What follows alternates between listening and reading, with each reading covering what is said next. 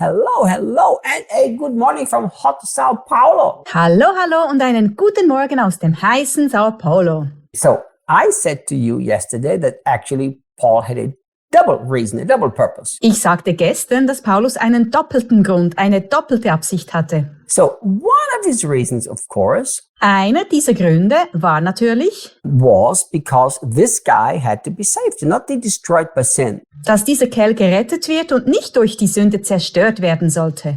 That was one of the reasons. Das war einer der Gründe. Look what he says now in verse 6. Schauen wir, was er jetzt in Vers 6 sagt. Boasting over your tolerance of sin is inappropriate. Damit zu prahlen, Sünde zu tolerieren, ist unangebracht. So not only the guy was boasting, but they were actually boasting how intolerant, how nice, how kind, how loving they were. Nicht nur der Mann prahlte, sondern sie prahlten tatsächlich damit, wie tolerant, wie nett, wie freundlich, wie liebevoll sie waren. I've seen that today. Ich habe das erlebt. I've seen churches who are so proud that they are intolerant that they are tolerant to homosexuals. Ich habe Gemeinden gesehen, die so stolz waren, weil sie tolerant gegenüber Homosexuellen sind. Shall we love them? Sollen wir sie lieben? Of course we shall love them. Natürlich sollen wir sie lieben. But shall we be tolerant of their sin? No. Aber sollen wir ihre Sünde tolerieren? Nein. Paul said it is inappropriate to be tolerant, and they were so proud that they were so nice to this guy. Paulus sagt, es ist unangemessen, es zu tolerieren. Und sie waren so stolz darauf, weil sie so nett zu diesem Kerl waren. Now he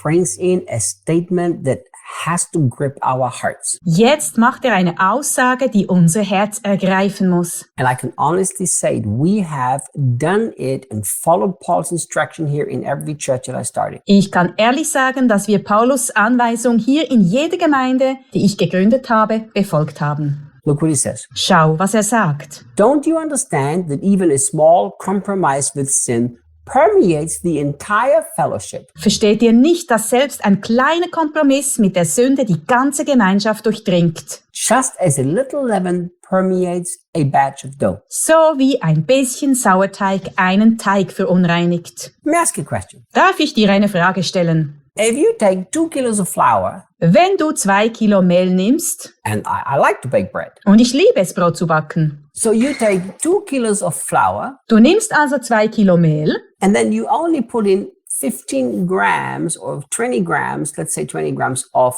yeast. und gibst nur 15 Gramm oder 20 Gramm, sagen wir 20 Gramm Hefe hinein You knead that very well, und knetest es gut durch. and you just leave it sitting. Dann lässt du es einfach gehen. Is there any part of the dough now that is not affected by the yeast? Gibt es jetzt irgendeinen Teil des Teigs, der nicht von der Hefe beeinflusst wird? No. Nein. 2 kilos of flour are 2,000 grams. 2 Kilo Mehl sind 2000 Gramm. You probably need about a liter to a liter and a half of water. Du brauchst wahrscheinlich etwa 1 bis 1,5 Liter Wasser. Depends which bread you bake. Das hängt davon ab, welches Brot du backst. So now you have 3,500 grams and only 20 grams of yeast. Jetzt hast du also 3500 Gramm und nur 20 Gramm Hefe. Do you know how much it is? Weißt du, wie viel das ist? I mean, think. Überlege. That's about 4%. Das sind etwa 4%. Maybe 6%, sorry. Vielleicht 6%, sorry.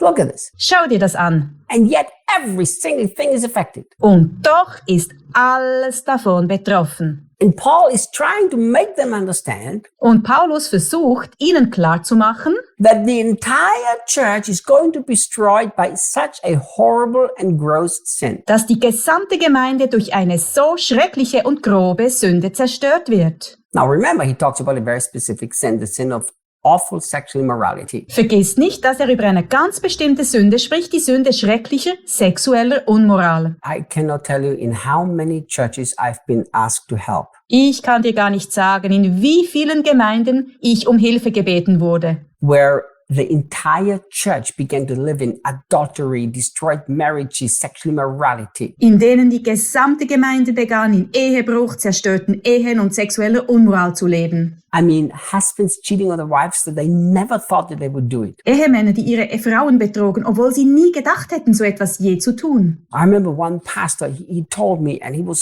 so upset, Ich erinnere mich an einen Pastor, der mir so aufgebracht erzählte, that he found basically the entire church became so awful that he didn't know what to do anymore. dass sich die ganze Gemeinde so schrecklich veränderte und er nicht mehr wusste, was er tun sollte. So as we sat with him Als wir mit ihm zusammensaßen and talked with him, und mit ihm sprachen, I mean, it got so bad that two of the leaders of the elders of the church, they were both married and family, they were caught masturbating each other in the church office. es wurde so schlimm, dass zwei Leiter der Ältesten der Gemeinde, beide waren verheiratet und hatten Familie, beim gegenseitigen Masturbieren im Gemeindebüro erwischt wurden. And they both had families. Beide hatten Familie. You know, and the pastor found out. Der Pastor fand es heraus, He caught them. indem er sie ertappte. And he didn't know what to do. Und er wusste nicht, was er tun sollte. So I remember Debbie and me, we sat and we had a whole bunch of conversations. Ich erinnere mich, dass Debbie und ich zusammensaßen und eine Menge Gespräche führten. And here's what he found out. Folgendes haben wir herausgefunden. Before he was sent there to take over the church, Bevor er dorthin geschickt wurde, um die Gemeinde zu übernehmen, there was sin of sexual immorality,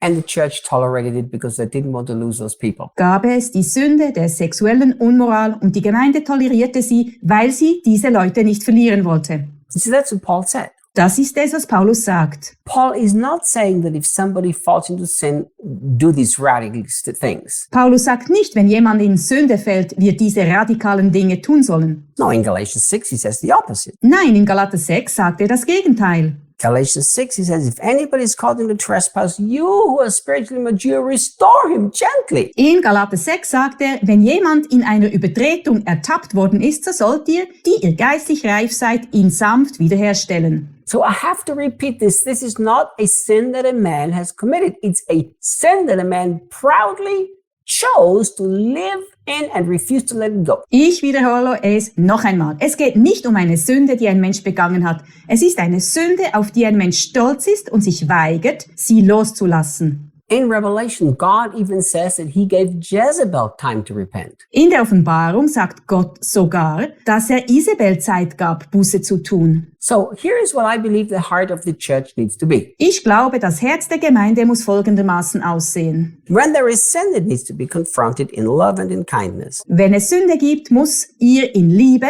und in Freundlichkeit begegnet werden. Never with the goal to get rid of the person, but always with the desire to restore. Niemals mit dem Ziel, die Person loszuwerden, sondern immer mit dem Wunsch, sie wiederherzustellen. Love and restore. Liebe und Wiederherstellung. But if there is a choice of people who say, I will live in my sexual immoral sin and I'm going to be part of you and there's nothing you can do about it. Aber wenn es Menschen gibt, die sagen, ich lebe in meiner sexuellen unmoralischen Sünde und ich will Teil von euch sein und es gibt nichts, was du dagegen tun kannst. God loves me the way I am and you have to love me the way I am too. Gott liebt mich so, wie ich bin und du musst mich auch so lieben. That's when the church needs to make a decision. Das ist der Moment, wo die Gemeinde eine Entscheidung treffen muss. Interesting teaching, isn't it? Eine interessante Lehre, nicht wahr? Paul wrote it, not me. Paulus schrieb sie, nicht ich. See you guys tomorrow. Wir sehen uns morgen.